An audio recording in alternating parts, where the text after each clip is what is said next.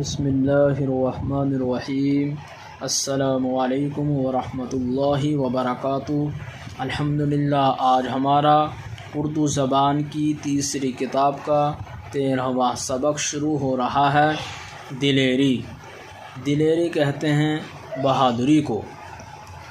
جس وقت کوئی دشواری یا خطرہ پیش آئے یا آفت و مصیبت کا سامنا ہو، اگر انسان اس وقت اپنی ذات پر بھروسہ کر کے اور اپنی رائے اور تدبیر سے ان خطروں اور آفتوں کے دفع کرنے پر آمادہ ہو تو اس خصلت کو دلیری کہتے ہیں۔ دلیری سے ثابت قدمی اور استقلال پیدا ہوتا ہے۔ استقلال کے وسیلے سے مشکلیں آسان ہوتی ہیں۔ جس کام کو آدمی شروع کرتا ہے اس کو تمام کر کے چھوڑتا ہے۔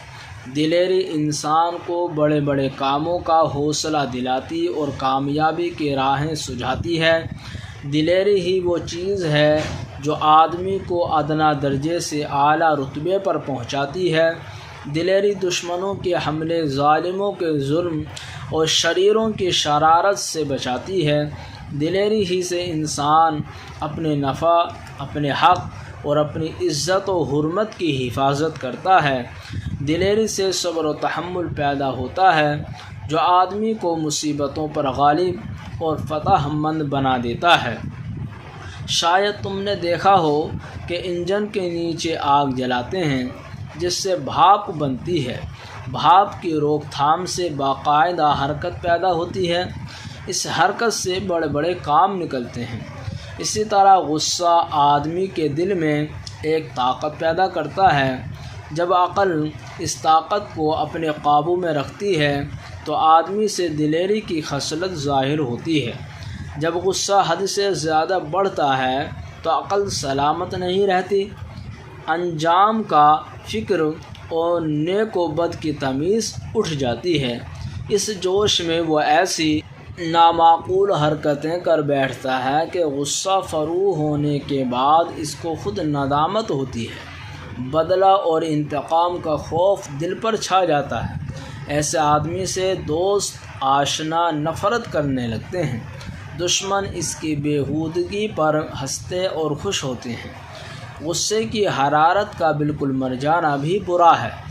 جب یہ حرارت آدمی کے دل کو نہیں ابھارتی تو وہ بودا اور ڈرپوک، کم ہمت، سست اور بے غیرت بن جاتا ہے۔ اگر دشمن اس کی حق تلفی یا ہتک کرے تو وہ ذلت کے ساتھ گوارا کرتا ہے۔ کوئی آفت یا خطرہ سامنے آئے تو اس کے اوسان خطا ہو جاتے ہیں۔ ایسا آدمی کسی دشوار کام کو انجام نہیں دے سکتا، اس لیے انسانیت کی تمام خوبیوں سے محروم رہتا ہے۔ نہ حلوہ بن کہ چٹ کر جائیں بھوکے، نہ کڑوا بن کہ جو چکھے سو تھوکے۔ دشواری، مشکل، رائے، تجویز، تدبیر، حکمت، آمادہ، تیار، خصلت، عادت، ثابت قدمی، مستقل مزاجی۔ استقلال کے معنی بھی مستقل مزاجی کے ہیں۔ وسیلہ، ذریعہ، حوصلہ، ہمت، ادنیٰ چھوٹی، اعلیٰ اونچی، ظالم ظلم کرنے والا، شریر فسادی، حرکت جنبش ہلنا، تحمل برداشت کرنا، فروغ ہونا کم ہونا، ندامت شرمندگی، حق تلفی حق دبانا، ہتک رسوائی، گوارا پسند، حاسد حسد کرنے والا، راحت سکون، عداوت دشمنی۔ الحمدللہ، آج کا ہمارا سبق مکمل ہوا۔